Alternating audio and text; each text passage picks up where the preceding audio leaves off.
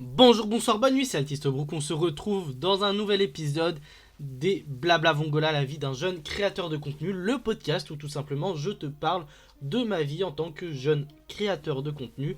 Alors oui, pour certains, je n'ai pas forcément la légitimité d'en parler, mais je suis sur les réseaux, je crée du contenu, donc pourquoi ne pas parler de la manière la plus authentique et de la manière la plus proche de tout le monde, sachant que, comme tout le monde, soit j'ai des études, soit j'ai un taf, ça dépend des périodes. Bref, et si on commençait tout simplement. Alors, c'est l'épisode d'août, donc c'est le 8e épisode. Et concrètement, si on faisait un petit bilan des réseaux de manière générale. Or, vous le savez, j'ai bossé tout l'été, j'ai pas pris de vacances, mais ça c'est un choix personnel et c'est un choix qui me convient totalement. Mais ça a eu un impact sur mes réseaux sociaux et notamment sur le début d'août où j'ai vraiment freiné les réseaux sociaux de manière générale, dont TikTok qui par exemple a bénéficié pendant quelques jours voire quelques semaines que d'extraits de mes vidéos YouTube par exemple, ou YouTube qui a vu très peu de vidéos être postées et j'ai pris pas mal de retard. Faut vous dire que j'ai carrément des vidéos, du coup pas en avance mais des vidéos déjà tournées qui pourraient être repostées lorsque j'ai un trou dans mon planning, et c'est le cas. J'ai pu réarranger mon planning grâce à ça parce qu'il faut juste que je termine de les monter. Faut savoir que je viens à peine de terminer le montage de la vidéo manga lecture, du bilan lecture de printemps 2024, sachant que celui d'été 2024 va très rapidement arriver. Donc bref. Par contre, ça n'a pas empêché d'observer une certaine évolution de ma chaîne YouTube, néanmoins, qui est une évolution positive parce que on a eu la première vidéo YouTube qui a enfin dépassé les 1000 vues. Alors c'est une petite victoire personnelle parce qu'on a traversé un petit peu un vide, un néant avec des vidéos qui ont pas beaucoup marché, qui ont peiné à dépasser les 100 vues et certains n'ont toujours pas dépassé les 100 vues. Mais en tout cas, ce qui est sûr, c'est que la présentation de ma Mangatech vous a énormément plu. Maintenant, je suis en train de réfléchir de est-ce que je vous fais un update tous les ans, sachant que j'achète pas 10 000 mangas par an, donc il n'y a pas grande modification. À voir si je referai pas un petit update d'ici 2 ans, donc en 2026. Mais je suis vachement content et elle continue d'évoluer, elle continue de monter. Et franchement, j'espère que d'autres vidéos continueront dans cette lancée-là parce que ça fait extrêmement plaisir. Maintenant que j'ai parlé de TikTok et de YouTube, j'aimerais parler d'Instagram. Alors Instagram, j'ai réfléchi à une nouvelle DA. J'ai pu mettre les 3 posts qui vont créer une rupture entre ce qu'il va y avoir et ce qu'il y a eu. Maintenant, ça va arriver petit à petit. Alors, quand, comment, je ne sais pas. Parce que j'ai envie que ça se mette en place, mais j'ai envie que ça se mette en place progressivement. Donc j'espère assez rapidement, quand j'aurai du temps libre, parce que je reprends les cours également. Donc voilà, ça arrive, je suis assez content de ce que ça va donner. Et maintenant, il faut juste se trouver la motivation à prendre des photos parce que c'est le plus compliqué. Bref, petite anecdote du mois. Alors, l'anecdote du mois, généralement, j'essaye de le lier au manga ou à Pokémon ou à un truc dans le style. Alors cette fois-ci, pas du tout. Mais par contre, je parle déjà assez de cinéma, que ce soit en story Instagram ou j'en ai déjà parlé sur mon compte spam TikTok, voire même sur YouTube. Et du coup, c'est une petite anecdote sympathique qui s'est déroulée au cinéma. Alors, tout simplement, vous savez, j'ai le Cinépass de Pathé, ce qui me permet de payer un abonnement au mois et de regarder des films gratuitement, entre guillemets. Bref, je paye pas mon ticket, mais je paye un abonnement. Sachant qu'au bout de 2 films, je l'ai déjà rentabilisé. Au cinéma, cet été, pardon, j'ai clairement rentabilisé parce que beaucoup de temps à passer au cinéma, ce qui a aussi un peu causé le retard sur YouTube, je vais pas vous mentir, mais c'était quelque chose de nécessaire parce que ça me faisait du bien. Du coup, je vais tout simplement voir un petit panda en Afrique, un petit dessin animé chill qui raconte l'histoire d'un panda qui se retrouve en Afrique tout simplement parce que il doit aller sauver son ami dragon qui a tout simplement été capturé pour l'anniversaire d'un lionceau, le futur roi de la savane. D'ailleurs, quelques références notamment au roi lion, ce qui est vachement sympathique. Je vous conseille d'aller voir le film. Du coup, je me pose pour regarder le film, machin et tout. Enfin, normal, je m'installe avec petit popcorn dans les mains et tout. Ne jamais manger son popcorn pendant la pub. Petit conseil que je peux vous donner, attendez que ça commence parce que sinon il se vide très vite. Et c'est là, justement, que les pubs se lancent. Et je vois qu'il y a un petit garçon avec ses parents qui s'installent à côté de moi. Et je calcule pas. Je reste, je regarde mes pubs. Généralement, je suis en plus sur mon téléphone le temps des pubs. Je scroll Instagram, je lis des webtoons, enfin bref, ça dépend de mes envies. Parfois même je joue à Pokémon Go. Bref, ça dépend de mes envies. Et là, au bout d'un moment, je vois le petit, il attend que je le regarde, tu vois. Et il voit que je le regarde pas. Et là, j'entends un coucou Mohamed.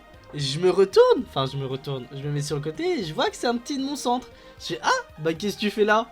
Question conne, parce que je sais très bien ce qu'il fait là. Il vient regarder le film en même temps que moi. Du coup voilà, j'ai pu regarder le film en bonne compagnie, hein, parce que ses parents sont géniaux, c'est des parents que j'apprécie énormément, et le petit je l'apprécie énormément aussi, voilà. Donc on a regardé un peu le film, et sachant que le lendemain je le voyais au centre de loisirs, hein. Donc qu'est-ce que j'ai décidé de faire? Je savais qu'on allait en discuter, je savais qu'il allait en parler à ses copains, etc. Donc je lui ai dit, ok, aujourd'hui je te lance un petit défi. Ils adorent ça les défis. Tu vas, pendant le temps d'accueil, dessiner le passage que t'as préféré, enfin le moment que t'as préféré dans le film, et quand t'auras fini ce soir, tu me le montreras et tu m'expliqueras pourquoi tu as aimé ce passage-là. Déjà, petite activité ludique assez sympathique, mais créatif aussi et pédagogique. Alors pourquoi? Tout simplement parce que grâce à ça, il va essayer de se ressouvenir du film, il va pouvoir exprimer par le dessin, donc par créativité artistique, le moment qu'il a préféré. Mais en plus de ça, il va pouvoir travailler son expression orale et vraiment réfléchir à pourquoi est-ce qu'il a aimé ça et savoir utiliser les bons mots pour l'exprimer. Vous allez me dire, ils sont jeunes. Mais c'est à cet âge-là qu'on apprend à dire ce qu'on ressent, dire ce qu'on aime, dire ce qu'on n'aime pas. Et si tu ne l'apprends pas à cet âge-là, ça devient de plus en plus compliqué plus tard. Je voulais surtout que ça reste ludique, donc d'où le côté tu me fais un dessin et après il me l'a expliqué naturellement, etc. Donc là-dessus il n'y a absolument pas de souci. Bref, petite anecdote sympathique que je voulais vous raconter. Et vu que je l'ai raconté, il est peut-être temps de passer à la question de l'abonné. Je vous le répète, alors la question de l'abonné, c'est tout simplement une question que vous me posez soit dans les commentaires de ma chaîne YouTube Podcast, donc Altiste Podcast, soit en commentaire Spotify. Et si vraiment vous n'y arrivez ni dans l'un ni dans l'autre, vous avez tout simplement accès dans mes DM Instagram ou, allez, pourquoi pas sur mes autres réseaux sociaux si vraiment je suis gentil. Donc la question d'aujourd'hui, c'est clairement Verilon, le retour, qui me pose la question: qu'est-ce que tu apprécies le plus dans une œuvre?